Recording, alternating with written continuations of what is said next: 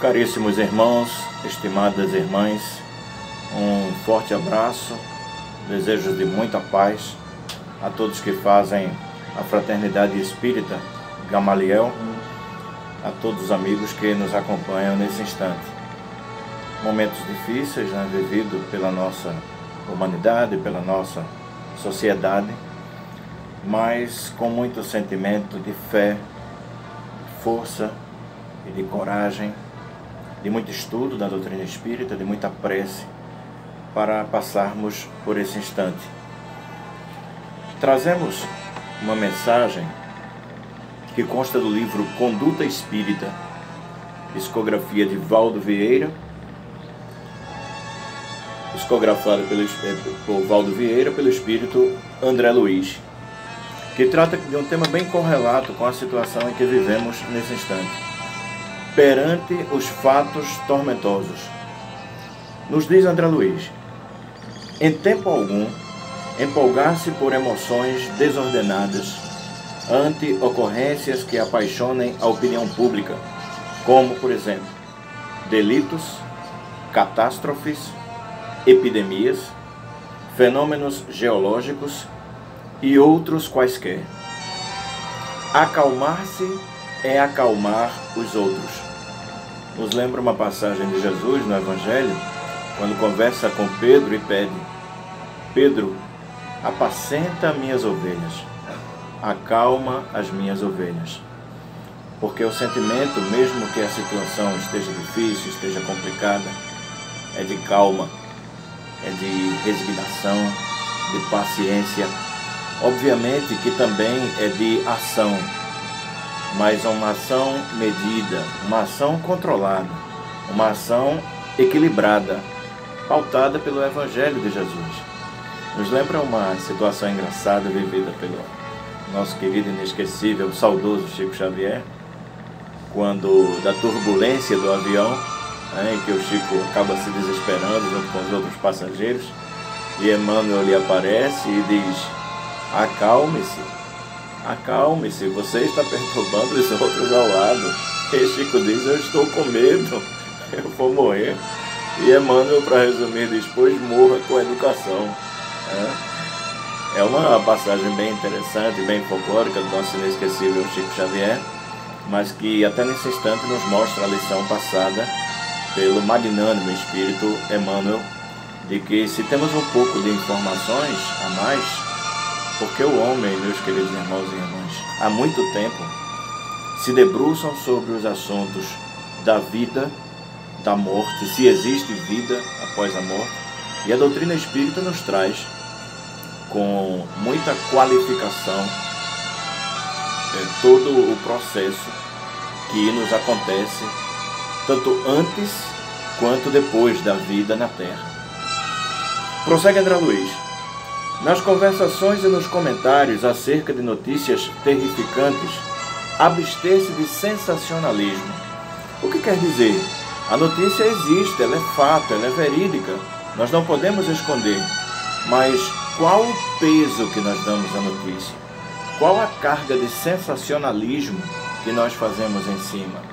Uma coisa é o fato, é a notícia, outra coisa é o sensacionalismo, é o aumentar, é o ampliar, é colocar os pontos de exclamação onde eles podem ser deixados de lado. A caridade emudece o verbo em desvario. E nos diz Kardec, fora da caridade não há salvação. Ah, mas caridade para com quem? Caridade para as famílias daqueles que estão partindo. Caridade para aqueles que estão partindo, que merecem o nosso respeito, a nossa consideração, a nossa prece. Não sabemos quais os estados que esses irmãos estão chegando no plano espiritual e podemos ajudar com a nossa prece, com o nosso equilíbrio. Caridade para aquelas pessoas que ficam ansiosas. Caridade para os que têm medo. Caridade para com aqueles que estão inseguros.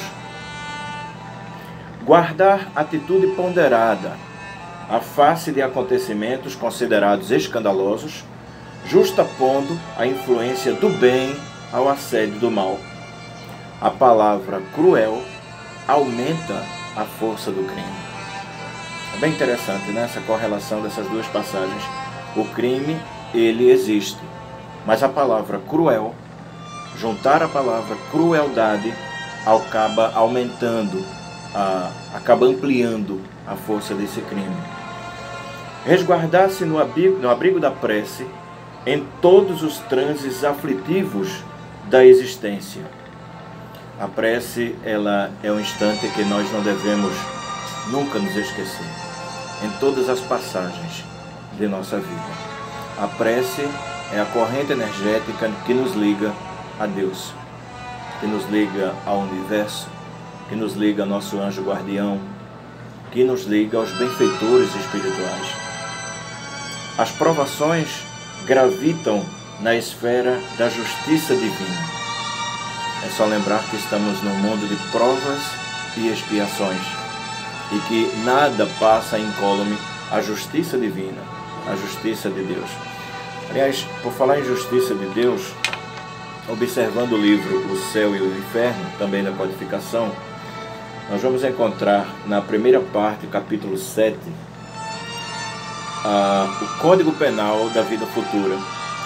São 33 itens, pontos, que Kardec faz a seguinte colocação no item de número 20. Quaisquer que sejam a inferioridade e perversidade dos espíritos, Deus jamais os abandona. Todos têm seu anjo de guarda, guia, que por eles vela na persuasão de suscitar-lhes bons pensamentos, desejos de progredir, e bem assim de espreitar-lhes os movimentos da alma, com o que se esforçam por reparar em uma nova existência o mal que praticaram. Contudo, essa interferência do guia faz-se quase sempre ocultamente e de modo a não haver pressão, pois que o espírito deve progredir por impulso da própria vontade, nunca por qualquer sujeição. São 33 itens do Código Penal da Vida Futura, esse que eu leio aqui é o de número 20, que nos é bem interessante em qualquer momento de nossas vidas. Prosseguindo, nos diz André Luiz, é a lição 39, perante os fatos momentosos. Aceitar, nas maiores como nas menores decepções da vida humana, por mais estranhas ou desconcertantes que sejam, a manifestação dos desígnios superiores, atuando em favor do aprimoramento espiritual. Deus não erra. É bem taxativo André Luiz quando fala, porque sempre houve uma discussão dos pensadores nesses 2.500 anos de filosofia, e aí vamos até voltar um pouco antes de Jesus, a discussão sobre a liberdade ou determinismo. O ser humano na Terra, ele tem liberdade ou ele é predeterminado, ou tudo vai acontecer? E a doutrina espírita nos mostra que nós temos uma certa liberdade, nós temos o livre-arbítrio, mas existe também uma predeterminação. Naturalmente, senão o que estaríamos fazendo aqui? Existe alguma função que devemos desempenhar aqui na Terra, na nossa passagem, nessa encarnação. E nós somos conclamados diariamente a realizar essa missão. Quando falamos em missão, geralmente se imagina uma missão grandiosa, no estilo Chico Xavier, no estilo Divaldo Franco, no estilo Gandhi, Madre Teresa de Calcutá, Francisco de Assis, mas não é bem assim. Uma missão, ela tem o seu peso dentro do que é a sua reencarnação, da função da sua reencarnação, do papel que cada um veio realizar na Terra. E nós só podemos descobrir com a nossa ligação ao alto, com o nosso anjo guardião, com a prece, pedindo a Deus para que nos instrua.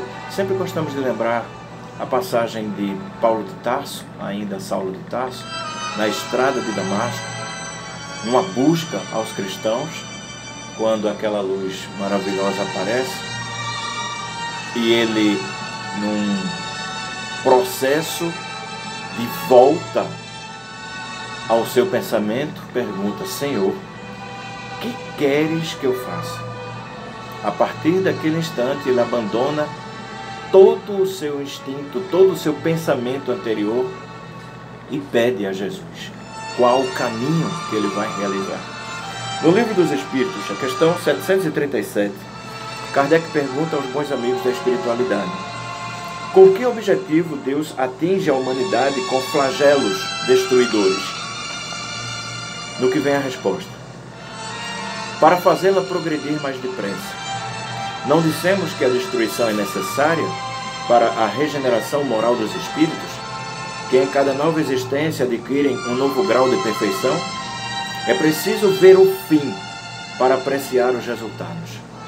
Vós só os julgais de vosso ponto de vista pessoal e os chamais de flagelos por causa do prejuízo que causam.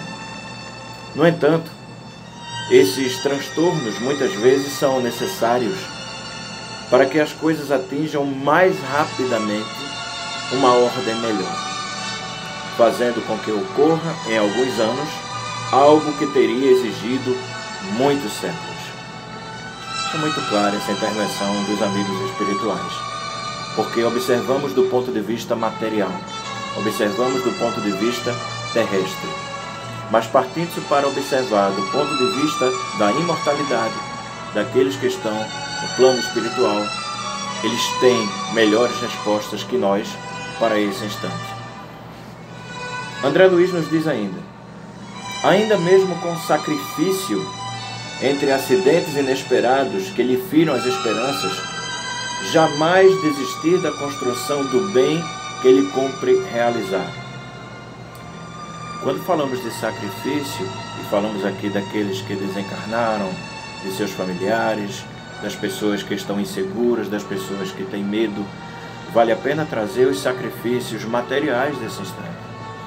É bem verdade que muitas das pessoas, muitos irmãos e irmãs, estão perdendo seus empregos, muitos estão tendo dificuldades, redução de salário, o que mexe com a sua economia familiar, o que mexe com o seu dia a dia. Muitos que estão dentro de casa, colaborando com o processo de isolamento social, mas gostariam de estar no seu trabalho, de abrir o seu comércio, mas seguindo as orientações da Organização Mundial de Saúde, atendendo o apelo para o que é melhor para nós nesse instante, para os encarnados, realizam também o seu sacrifício. Mas André Luiz nos traz esse alento e esse aconselhamento de jamais desistir da construção do bem que lhe cumpre realizar. Cada espírito possui conta própria na justiça perfeita, na perfeição divina, no papel que cada um de nós veio realizar. É hora da reflexão. O que é que nós viemos fazer aqui? O que é que estamos fazendo? Qual a nossa parte? Para fechar, André Luiz cita um trecho de Paulo, primeira carta aos Tessalonicenses, capítulo 5, versículo 15. Vede que ninguém dê a outrem mal por mal, mas segui sempre o bem, tanto uns para com outros, como para com todos. Paulo de Tarso. Somente para fechar, queríamos trazer também um trecho do Livro dos Espíritos, no capítulo 6, quando fala do Cristo Consolador. Vinde a mim, todos vós que estáis aflitos e sobrecarregados, que eu vos aliviarei. Tomai sobre vós o meu jugo, e aprendei comigo, que sou brando e humilde de coração, e achareis repouso para vossas almas. Pois é suave o meu jugo e leve o meu fardo. Nunca se falou tanto em Jesus, nunca se cantou tanto o nome de Jesus, mas já é passada a hora de viver com Jesus, de viver por Jesus e para Jesus. Naturalmente, dentro de nossas limitações. E quem determina essa limitação é você. é cada um de nós. Até onde eu posso ir para atender Jesus? Que cada um de nós possa fazer esse exame de consciência, como disse o filósofo da antiguidade, Sócrates, né? Após observar no oráculo de Delfos: conhece-te a ti mesmo. Busquemos nossas dificuldades, nossas imperfeições, para trabalhá-las a cada dia, e com certeza amanhã conseguiremos ser um pouco melhor que hoje. Meu nome é Marcelo Araújo, do Grupo Espírita O Bom Samaritano, abraçando meu querido Rinaldo, agradecendo a Andréa da Fraternidade Espírita Gamaliel, abraçando todos os nossos irmãos, que possamos passar por essa fase com muita fé, força e coragem. Que Jesus nos abençoe. Muita paz a todos.